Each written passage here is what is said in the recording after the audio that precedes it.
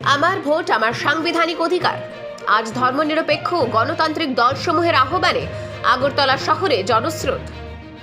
আগরতলা রবীন্দ্র ভবন প্রাঙ্গণে অনুষ্ঠিত এই নাগরিক ডেপুটেশনের উদ্দেশ্য হল গণতন্ত্র পুনরুদ্ধার ও সন্ত্রাসমুক্ত নির্বাচন। এই সমাবেশে কংগ্রেস প্রধান সুদীপ রায় বর্মন সহ প্রাক্তন মন্ত্রী মানিক সরকার, জিতেন্দ্র চৌধুরী, বীরজিৎ সিনহা ও আরও অন্যান্য দলীয় নেতারা উপস্থিত ছিলেন। প্রাক্তন মুখ্যমন্ত্রী মানিক সরকার বলেন, এই কর্মসূচিটি সমস্ত দলমতের ঊর্ধ্বে, যারা রাজ্যে শান্তি ও গণতন্ত্র ফিরিয়ে আনতে চায় এবং সামনের নির্বাচনে মানুষ স্বাধীনভাবে ভোট নির্ভয় ও নির্বিঘ্নে দিতে পারে। আজকের এই কর্মসূচিটি সমস্ত দল মতের ঊর্ধ্বে, যারা ত্রিপুরাতে গণতন্ত্রকে ফিরিয়ে আনতে চায়, ধর্ম নিরপেক্ষতার যে আমাদের নীতিমালা সংবিধানের মধ্যে উল্লেখ করা হয়েছে, এটাকে পুনঃস্থাপিত করতে চান, রাজ্যের শান্তি চান, সম্প্রীতি চান। স্বাভাবিক কারণে সামনে নির্বাচন, এই নির্বাচনে যাতে মানুষ স্বাধীনভাবে নিজেদের ভোটের অধিকার নির্ভয়ে নির্বিঘ্নে দিতে পারেন, যেহেতু ভোটের অধিকার ছিনিয়ে নেওয়া হয়েছে গত 5 বছর। তো এই বিষয়গুলোকে ভাবনায় রেখে আজকে নির্বাচন কমিশনের কাছে জাতীয় পতাকাকে কাঁধে নিয়ে সবাই মিলে সেখানে যাচ্ছেন। কারণ নির্বাচনের বিষয়টি পর্যালোচনা করবার জন্য নির্বাচন কমিশনের পক্ষ থেকে ফুল টিম চেয়ারম্যানের নেতৃত্বে আগরতলায় এসেছিলেন। তারাও বিভিন্ন রাজনৈতিক দলের নেতৃত্বের সাথে কথা বলেছেন, রাজ্যের পরিস্থিতি সম্পর্কে তারা জানবার চেষ্টা করেছেন এবং সব দলেরই, শাসক দলকে বাদ দিয়ে তারা উদ্বেগ প্রকাশ করেছেন রাজ্যে নির্বাচনের পরিবেশ পরিমণ্ডল নেই, আমরা নির্বিঘ্নে ভোটের অধিকার প্রয়োগ করতে পারি। সমাবেশে প্রাক্তন মুখ্যমন্ত্রী সমীর রঞ্জন বর্মন অভিযোগ করেন, গত 5 বছরে বিরোধীদের ওপর হামলার 2500টিরও বেশি বড় ঘটনা পুলিশকে রিপোর্ট করা হয়েছে। অন্যান্য দলের বিপুল সংখ্যক নিরীহ সমর্থককে হত্যা করা হয়েছে। ক্ষমতাসীন দলের ক্যাডারদের দ্বারা শতাধিক ধর্ষণ ও গণধর্ষণ করা হয়েছে। 300টিরও বেশি অফিসে বিরোধী দলগুলি ভাঙচুর করেছে। এখন মানুষ আপত্তিকর পরিস্থিতি থেকে অবকাশ চাইছে।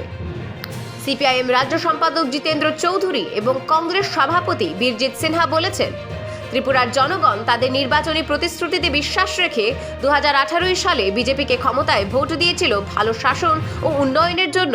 কিন্তু ক্ষমতায় আসার সাথে সাথে সরকার ছিনিয়ে নেয় জনগণের অধিকার ও স্বাধীনতা। কর্মসংস্থান নেই, ব্যাপক দুর্নীতি এবং বর্বরচিত সহিংসতার সাথে সরকারি কোষাগার লুট করার জন্য মন্ত্রী ও নেতাদের মধ্যে প্রতিযোগিতা চলছিল। এক মন্ত্রী সূর্যমণি নগরে বলছেন, তার বিধানসভা এলাকাতে কোন বিরোধী দলের কর্মীদেরকে ঢুকতে দেওয়া যাবে না। আর যেদিন দিল্লি থেকে নির্বাচন কমিশন ঘোষণা করলেন নির্বাচনের নির্ঘণ্ট, শান্তিপূর্ণ নির্বাচন হবে, আরেক মন্ত্রী জিরানিয়া মহকুমার মজলিশপুরে দিন দুপুরে শত শত পুলিশের সামনে বিরোধী রাজনৈতিক দলের নেতা কর্মীদের উপরে নৃশংস আক্রমণ করে, প্রাণঘাতী হামলা করে। শুধু বিরোধী দলকে চ্যালেঞ্জ করা না, নাগরিকদের অধিকারকে চ্যালেঞ্জ করে না, তারা নির্বাচন কমিশনকে চ্যালেঞ্জ করছেন। ত্রিপুরার যে নির্বাচন কমিশনের হুকুম চলে না, তার বিরুদ্ধে আজকে আমরা শুধু কয়েকটা রাজনৈতিক দলের কর্মী সমর্থকরা না, ত্রিপুরার যে 40 লক্ষ গণতন্ত্র প্রিয়, শান্তিকামে, দেশপ্রেমিক মানুষের ইচ্ছাকে সামনে রেখে আজকে এই কর্মসূচিতে অংশগ্রহণ আমরা করেছি। কংগ্রেস বিধায়ক এবং কংগ্রেস এবং সিপিআইএম এর মধ্যে জোটের মূলসুই সুদীপ রায় বর্মন পর্যবেক্ষণ করেছেন যে 4 বছরেরও বেশি সময় ধরে বিপ্লব কুমার দেব এবং তার দল জনগণকে নির্যাতন করেছে এবং সহিংসতার পৃষ্ঠপোষকতা এবং দুর্নীতিতে লিপ্ত হয়ে সমস্ত গণতান্ত্রিক প্রতিষ্ঠানকে ধ্বংস করেছে। সুদীপ রায় বর্মন বলেছেন, ডক্টর সাহা গত বছর বর্দোয়ালিতে তার উপনির্বাচনে পেশি শক্তির প্রদর্শন করেছিলেন। তিনি ভোট কারচুপির জন্য তার নির্বাচনী এলাকার 56টি বুথে বাইরে থেকে বিজেপি ক্যাডারদের একত্রিত করেছিলেন, যা ভারতীয় নির্বাচনী কমিশন এবং সুপ্রিম কোর্টেও নথিভুক্ত করা হয়েছিল। এরপরও তিনি মাত্র 6000 বেজোড় ভোটের ব্যবধানে নির্বাচনে জয়ী হন। তারপরে সহিংসতা সাহার মন্ত্রিসভার একটি অলংকার হয়ে ওঠে, যেখানে তার মন্ত্রী এবং বিধায়করা প্রকাশ্যে ক্যাডারদের বিরোধীদের উপর আক্রমণ করার জন্য প্ররোচিত করেছেন। লোকেরা অপরাধের সাথে জড়িত মন্ত্রী সহ অভিযুক্ত সমস্ত ব্যক্তির বিরুদ্ধে কঠোর ব্যবস্থা চায়।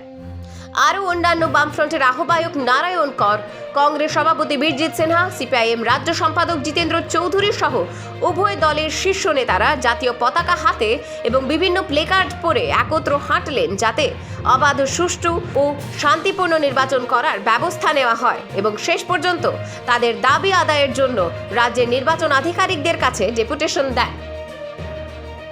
Bureau report, spotlight.